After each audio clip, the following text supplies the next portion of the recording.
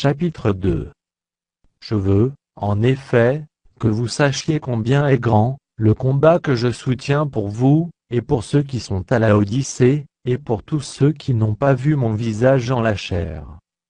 Afin qu'ils aient le cœur rempli de consolation, qu'ils soient unis dans la charité, et enrichis d'une pleine intelligence pour connaître le mystère de Dieu, savoir Christ. Mystère dans lequel sont cachés tous les trésors de la sagesse et de la science. Je dis cela afin que personne vous trompe par des discours séduisants. Car, si je suis absent de corps, je suis avec vous en esprit, voyant avec joie le bon ordre qui règne parmi vous, et la fermeté de votre foi en Christ.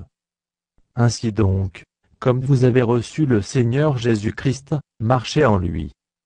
Étant enracinés et fondés en lui, et affermis par la foi, d'après les instructions qui vous ont été données, et abondez en actions de grâce.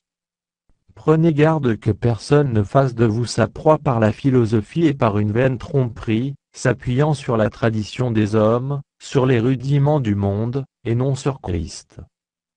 Car en lui habite corporellement toute la plénitude de la divinité.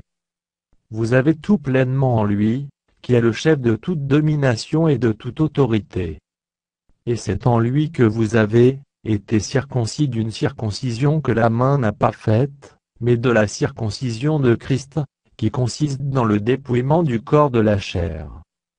Ayant été ensevelis avec lui par le baptême, vous êtes aussi ressuscités en lui avec lui, par la foi en la puissance de Dieu, qui l'a ressuscité des morts.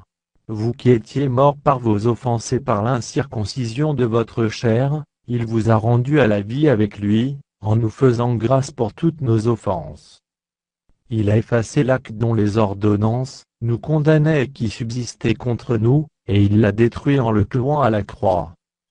Il a dépouillé les dominations et les autorités, et les a livrées publiquement en spectacle, en triomphant d'elles par la croix. Que personne donc ne vous juge au sujet du manger ou du boire, ou au sujet d'une fête, d'une nouvelle lune, ou des sabbats. C'était l'ombre des choses à venir, mais le corps est en Christ.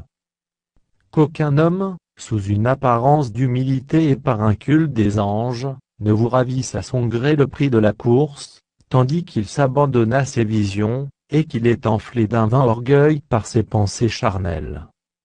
Sans s'attacher au chef, dont tout le corps, assisté et solidement assemblé par des jointures et des liens, tire l'accroissement que Dieu donne. Si vous êtes morts avec Christ au rudiment du monde, pourquoi, comme si vous viviez dans le monde, vous impose-t-on ces préceptes? Ne prends pas, ne goûte pas, ne touche pas.